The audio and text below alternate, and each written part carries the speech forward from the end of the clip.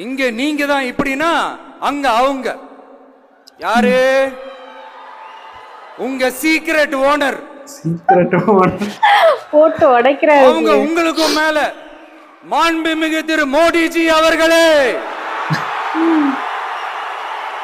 பேரதான சொல்லல, நீங்க டைரக்டா பேரையே சொல்றாரு. அவங்க அம்மாவே சிரிக்கிறாங்க. என்னமோ உங்க பேரெல்லாம் சொல்றதுக்கு எங்களுக்கு ஏதோ ஒரு பெரிய பயம் மாதிரியும் அப்படி ஒரு விஷயத்த சொல்லிடுறது. பேரை சொல்லணும் பேரை சொல்லணும் பேரை ஒரு படத்துல சொல்லுவேனே, லியோவை பார்க்கணும் லியோவை பார்க்கணும் லியோவை பார்க்கணும். லியோ பார்த்தா என்ன ஆகும்? அவ்வளவுதான் எல்லாம் பார்த்தாச்சா? இல்ல இல்ல சத்தியமா அப்படிதாங்க இருக்கு. அவருக்கே சிரிப்பு வந்துச்சு. சென்டர்ல ஆள்றவங்கன்னு சொல்றோம். சென்டர்ல யார் ஆள்றா? காங்கிரஸா? இங்க பேசுறோம். இங்க யார் ஆள்றா? அதிமுகவா?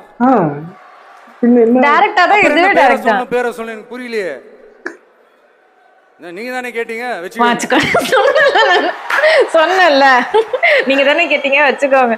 இது போதுமா இன்னும் வேணுமான்ற மாதிரிதான் இருக்கு. ஓட்டுக்காக காங்கிரஸ் கூட தேர்தல் கூட்டணி கொள்ளையடிக்கிறதுக்காக உங்களோட, அதாவது பாஜகவோட மறைமுக அரசியல் கூட்டணி,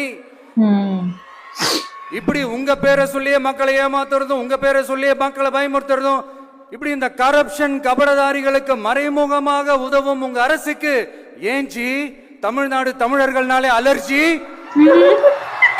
டிஆர் மாதிரி இறங்கிட்டாரு.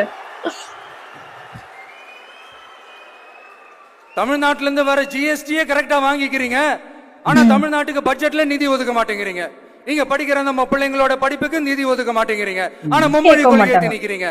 டீலிமிட்டேஷன் என்ற பேர்ல தமிழ்நாட்டோட பார்லிமெண்ட் சீட்ஸ்லயும் கை வைக்க பாக்குறீங்க.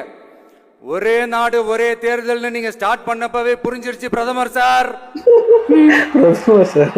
உங்க பிளான் என்னன்னு, எங்கெல்லாம் எப்படி எல்லாம் எந்த திசைகள் எல்லாம் இந்த நாட்டை கொண்டு போலாம்னு. சார் உங்ககிட்ட நாங்க சொல்லிக்கிறதெல்லாம் தமிழ்நாட்டை கொஞ்சம் கேர்ஃபுல்லா ஹேண்டில் பண்ணுங்க. கரெக்ட், அதுதான் மாடுலேஷன்லாம் வேற லெவல்ல இருக்கு. ஏன்னா தமிழ்நாடு பல பேருக்கு தண்ணி காட்டின ஸ்டேட் சார். பல பேருக்கு தண்ணி காட்டின இப்ப இல்ல, அப்பல இருந்தே அது நடக்கு. செய்யுங்க சார், மறந்துடாதீங்க. இவருன்னு இல்ல, பலசே.